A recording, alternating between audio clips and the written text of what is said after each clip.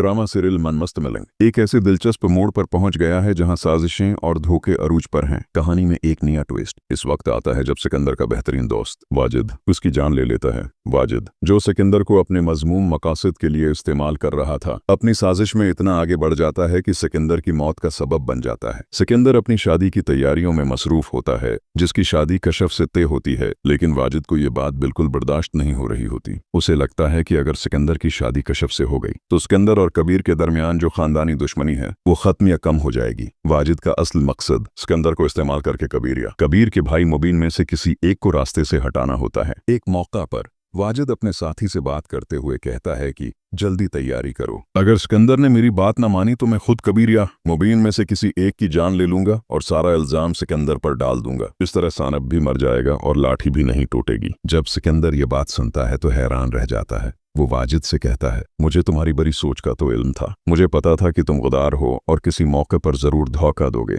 लेकिन ये नहीं पता था कि तुम हर वक्त हमें धोखा दे रहे थे। ये सुनते ही वाजिद परेशान हो जाता है कि आखिर सिकंदर को कैसे पता चल गया। वाजिद को इस वक्त और कोई बात समझ नहीं आती। उसे सिर्फ सिकंदर का मुना बंद करवाना होता है, क्योंकि अगर सिकंदर ने सारा सच किसी और को बता दिया तो वाजिद की जान खतरे में पड़ जाएगी। इस तरह कबीर और सिकंदर की दुश्मनी भी खत्म हो जाएगी और सबको पता चल जाएगा कि इन दोनों खानदानों को आपस में लड़वाने वाला वही है। कहीं ये हकीकत भी सामने न आ जाए कि सिकंदर के बाप को कबीर ने नहीं बल्कि इसी ने मारा था। इसी वजह से वाजिद अपने आदमियों को बुला लेता है और सिकंदर की जान ले लेता है। सिकंदर जान बचाने की बहुत कोशिश करता है। वो फोन पर कबीर से राबता करने की सरतोड़ कोशिश करता है, लेकिन बदकिस्मती से कामयाब नहीं हो पाता। वो वहां से निकलने की भी बहुत कोशिश करता है, लेकिन वाजिद के जाल में फंस जाता है, जिसकी वजह से सिकंदर अपनी जान से हाथ धो बैठता है। जब सिकंदर की लाश उसके घर पहुंचती है तो रिया और कबीर ये देखकर बहुत हैरान और परेशान हो जाते हैं। रिया कहती है कि कबीर तो तैयार होने गया था, आज उसका निकाह था। जब अस्मा सिकंदर की बहन देखती है तो वो भी रोने लगती है। अस्मा ये सदमा बर्दाश्त नहीं कर पाती और कहती है कि यकीनन ये काम कबीर का है। कबीर ने ही मेरे भाई को मरवाया है, वही हमारा दुश्मन है। कबीर, मैं तुम्हें कभी माफ नहीं करूंगी।